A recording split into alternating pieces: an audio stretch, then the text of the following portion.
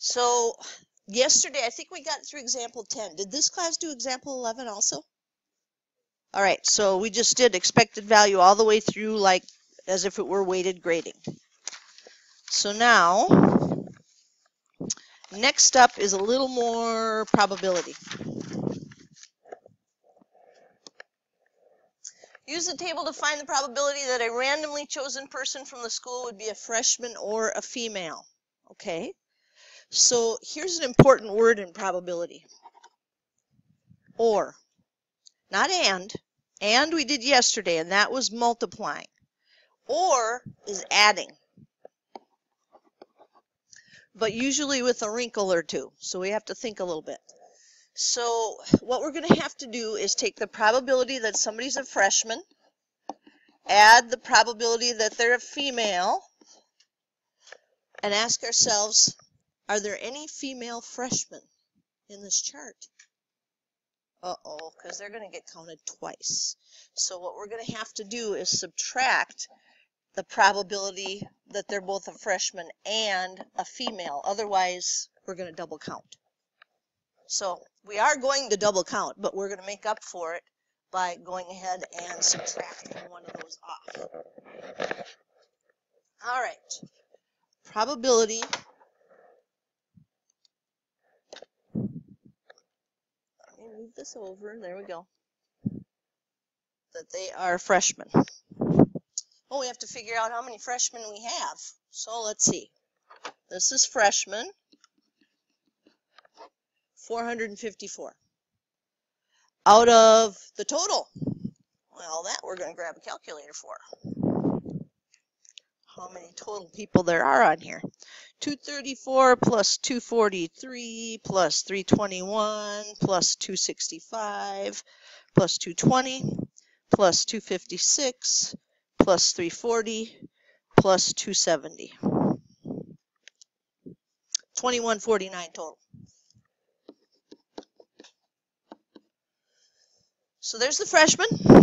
Females. 234 plus 243 plus 321 plus 265 is 1,063 out of 2149.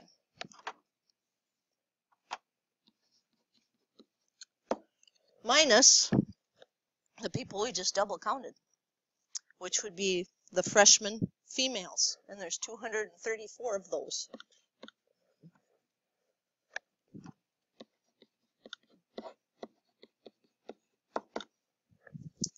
So 454 plus 1063 minus 234 is 1283 over 2149. And you probably won't see that as an answer. They like to do decimals and percentages with this stuff. So you'll probably see 1283 divided by 2149, which is 0.597.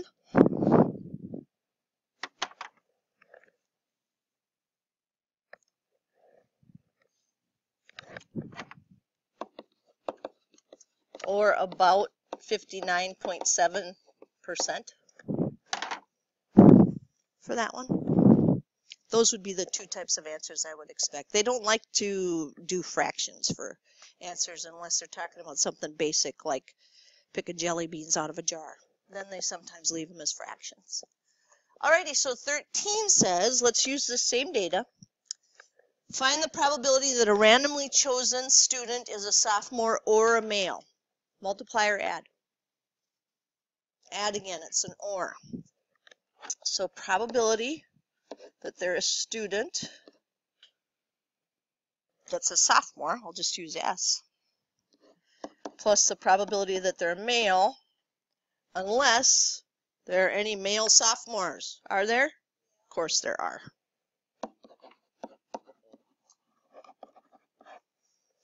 All right, probability that they're a sophomore. I scrolled up too far. 243 plus 256, 499 out of 2149. Probability that they're a male, 220 plus 256 plus 340 plus 270, 1086 out of 2149, minus the sophomore males, 256.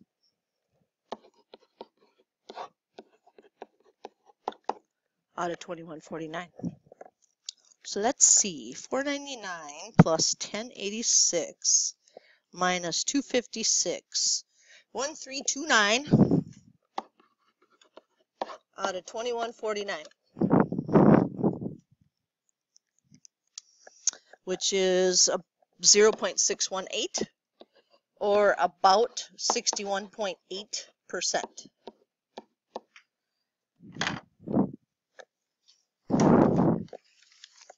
That's the or piece. Okay, so that's day one.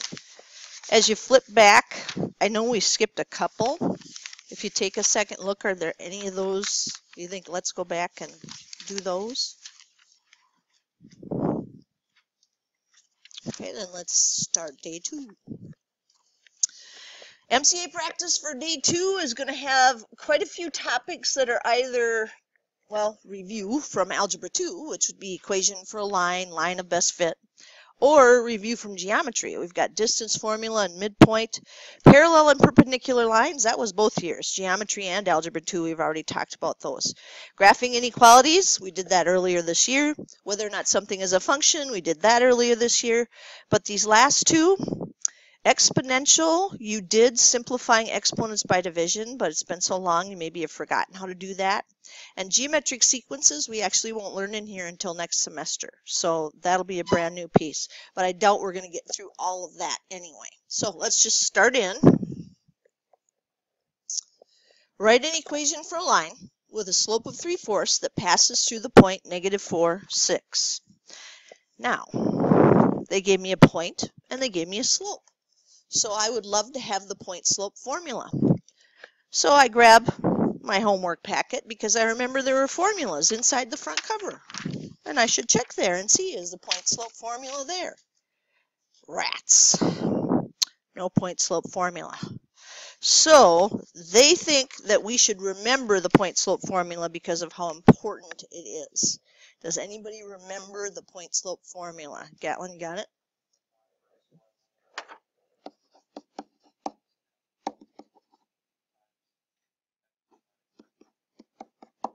Beautiful. There it is. We want to have that memorized. They are not going to give us that. What was kind of, well, funny in a bad way, ironic really, was for the longest time, on the formula sheet, they put y equals mx plus b. Like anybody's going to forget y equals mx plus b. But they don't put this one on there. So what we have to do is realize this is m, and this is x sub 1 and y sub 1. And we just have to plug them in the right spots. And then usually the answers are in slope-intercept form. So usually they do the rest of the math. So y minus 6 equals 3/4 times the quantity x plus 4, because x minus a -4 will be x plus 4. And then we distribute that little 3/4, and that would give us 3/4 x plus 3. And then we'd add 6 to both sides. Y equals 3/4 x plus 9. And that's, like I said, probably what we're going to see for our multiple choice answers are slope-intercept form. Just because they want to make sure that not only can you use point-slope form, but you can also figure out what it looks like in slope-intercept form. Make sense? Okay. So I want you and your chicken wing elbow partner to try example 2. This one does have some fraction stuff going on, but remember your calculator does fraction stuff, so don't let that stop you. What I put up there was just that first step, because you're going to look down at the answers, they're going to be in slope-intercept form, and you're going to have to distribute. So -1/3 x minus 2/3. And again, you could do that with your calculator if you're, in fact, just do it with your calculator. You know, anything you can do on the MCAs with your calculator, you should. Keep your brain power for the tough ones. It's kind of like the ones you were asking about the homework. It's hard because what I want to do is do the problem as you would see it this year, like the one that you asked about, which said the beginning of the 10th year. They took that off because it was a bad question, and that's why they put it on the practice test. So when people said, why is this a bad question, it was because it was at the beginning of year 10. And so they're trying to trick students. So any of the replies that they get from people about the test is going to include, this isn't a question about whether or not the kids can do the math or not. It's a trick. Take it off of the test. So now this year, if you take the test, you're going to see they take some of those things off. So I'm trying to do them as you would see them, but then of course it doesn't match their multiple choice answer for this piece. Hopefully everything will be fixed this year. I mean, they've been doing the MCAs long enough now that really they should be fixed. So let's go ahead and add 6, which would be 18/3. And y will equal -1/3 x, and then we'll have -2/3 plus 18/3, which would be 16/3. Every year, they just want to see, can you write an equation for a line? I mean, it's a basic skill. They want to know that you can do. And like I said, you could use your calculator for this part too, because you could do parentheses, -2 divided by 3, parentheses, plus 6, math number 1, enter. There's your 16/3. So you really don't have to use your brain power for a lot of that problem. Save it for the tough ones. All right, so that would be our writing equations for lines that don't have anything special. And then we get to this one.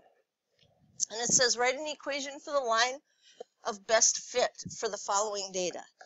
This really is testing, do you know how to use your graphing calculator to get a line of best fit? That's what this is testing. So, does anybody remember what buttons we have to push if we want to do a line of best fit? Somebody said it, but not real loud. Stats. So you hit the stats button, which is just under the delete button. And then we go into number 1, which is edit. And I already have these in here from last hour, so I'm going to give you guys a chance to get those in there. So put all the x's as list 1 and all the y's as list 2. And then we'll all come back together and try to see if we can remember how to get that line of best fit.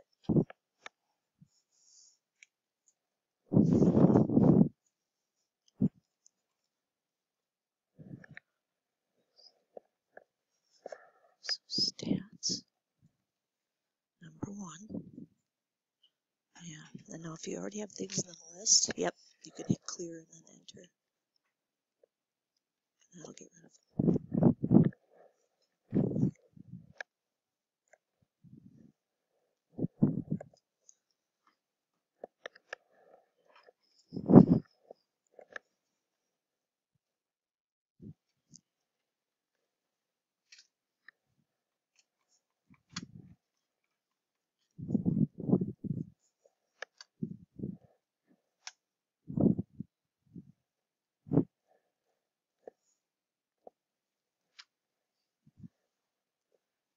Still hear some calculator buttons going like crazy, so hang in there.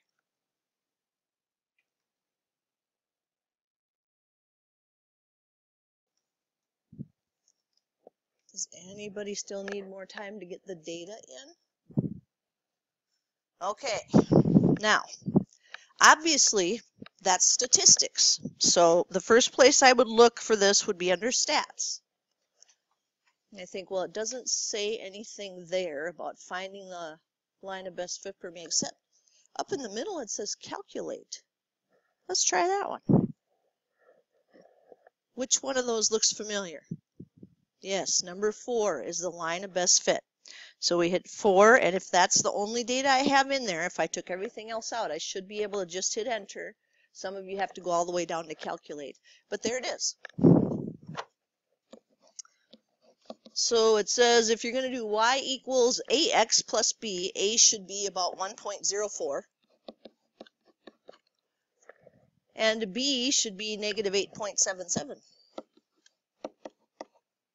Now, other questions that they might ask you about this. They might say, how good a line of best fit is this? What should we look at? R. That's the fancy name for that is correlation coefficient. The closer it is to 1 or negative 1, the better the line of best fit. So is this a pretty good line of best fit? Now they're going to say strong positive correlation, weak positive correlation, strong negative correlation, weak negative correlation. Well, how do we know whether or not to say positive or negative? It's based on the slope. The slope was positive, so this would be a strong positive correlation. Those are the types of things they're going to ask you about linear regression. They want to make sure you know how to punch them in. Alrighty. Distance formula. Find the distance from negative 7 to 9 and 3 through 8. Anybody have the distance formula memorized? It's in there like a vault, and you can tell me what it is. So the first thing we would do is grab the formula sheet for the test and say, oh, I hope the distance formula, ooh, they gave us the distance formula. Yes.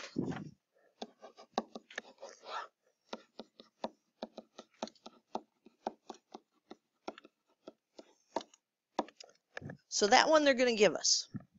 And that's because typically after we talk about the Pythagorean theorem, we don't really have a whole lot to do with the distance formula much anymore. So, you know, we might forget that. So what it says we need to do is we need to find the difference between the two x's. So we need to subtract 3 minus a negative 7 would be 10. And then whatever order I did for the first one, I have to use the same order for the second one. So 8 minus 9 would be negative 1. Well, 10 squared is 100, and negative 1 squared is 1. So that's the square root of 101. It's possible that that answer might be down there, but again, it's more likely that they're going to say, ooh, we want to see if they're able to punch square roots into their calculator, if they know how to do that. And that you'll see a decimal like 10.05 down there. That way they're testing a couple of skills at once. You know, can you use the distance formula, and do you know how to use your square root on your calculator and get that? Alrighty. Example 5. Do we need to do this one? Now that you saw the distance formula again, everybody's okay? Alright, I'm going to scan the room. All you have to do is give me a little nod that yes, you want me to do that problem, and we'll do it. Alright, so watch that formula sheet. If you forget a formula, that's where you go. Now, midpoint formula. There's another one that it's been quite a while since you've had that. So you'd grab the formula sheet. Rats. And give me that one. Why not? Because they think it's something that you should be able to remember. So I think, okay, well then maybe it's supposed to be something easy. Does anybody remember the midpoint formula before I get started? Okay. So midpoint. Mid means middle. So how could I find the middle between negative 1, 8, and 5, 12? Well, I could find halfway between them, couldn't I? Wouldn't that be the middle?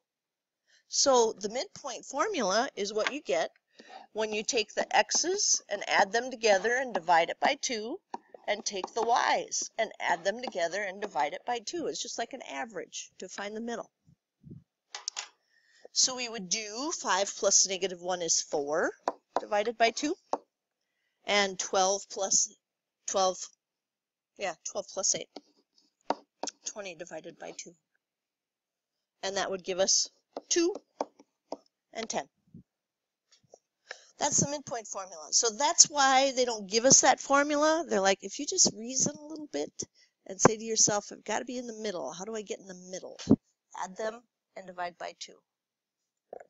Should we do another one of those? Some of you are already, though, aren't you? Yeah, you already filled that in. Okay, so you just needed the little reminder of what the midpoint formula was, and then away you went. That's good. That's good. All right. Example 8 says, hey, we're not done with lines. We are going to find an equation for a line parallel to the line y equals negative 3x minus 5 through the point negative 1, 7. What do we know about parallel lines and writing equations for lines? Ooh, good. Same slope. So let's find the slope of that one, and we know we can use the same slope. What's the slope of that one? Exactly.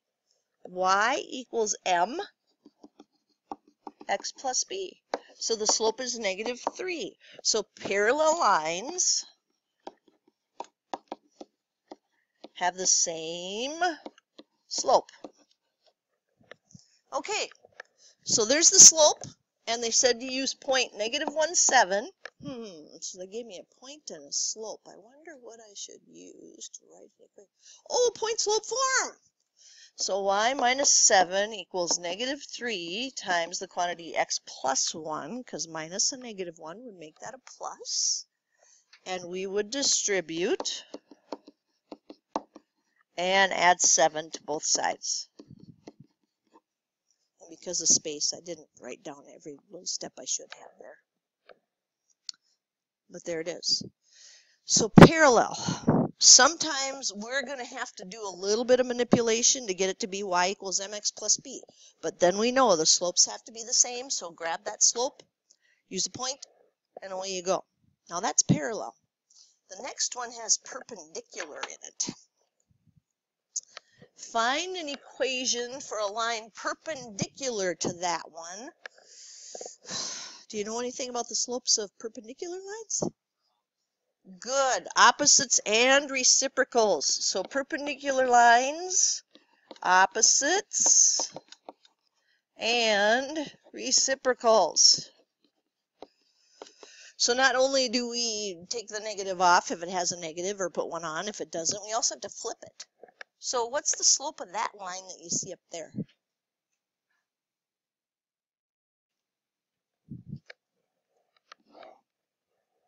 What's the slope of that? Negative a half. Now that's not the one we're supposed to use, because we want the slope of the perpendicular. So what would we use? 2. Yep. So we're going to use a 2 and that little point right there, but we're just going to use the point slope formula again. So y plus 4 equals 2 times the quantity x plus 3, because minus a negative is always going to give us a plus. Distribute and subtract a 4. And we've got it. So obviously, memorizing point slope formula should be at the top of your list. That's something we're absolutely going to need. All right, now, as I said, our best advice to you is, if your calculator can do something, let the calculator do it. And then use your brain when you have to use that for the harder problems.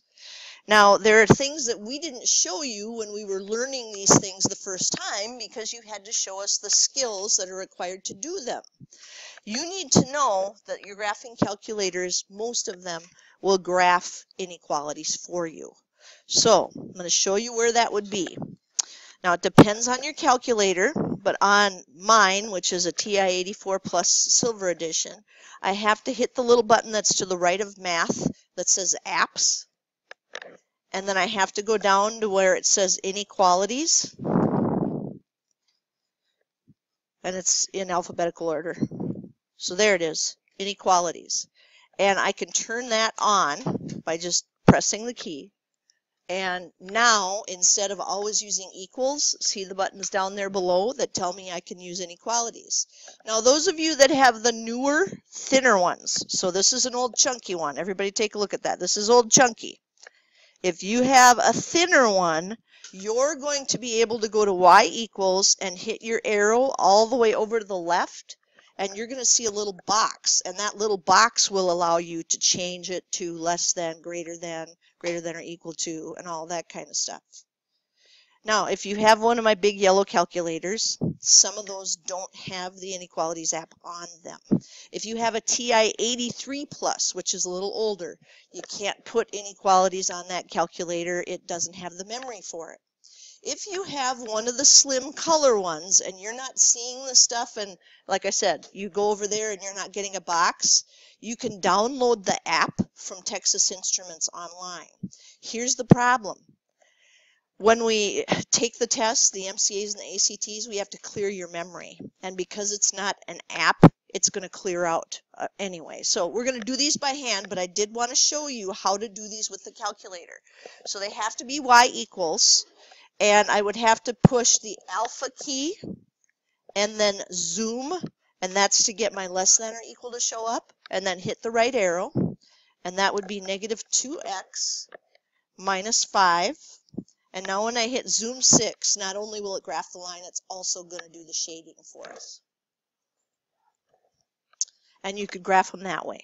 But it looks like I'm going to run out of time. So tomorrow I'm going to show you how to do these, remind you how to do these by hand, just in case you forget your calculator or whatever on the day we take the test. I do need all of my big yellow calculators back, everybody. Like I said, somebody accidentally had one in their stuff yesterday. I want them all 8 back before we leave here. And you should do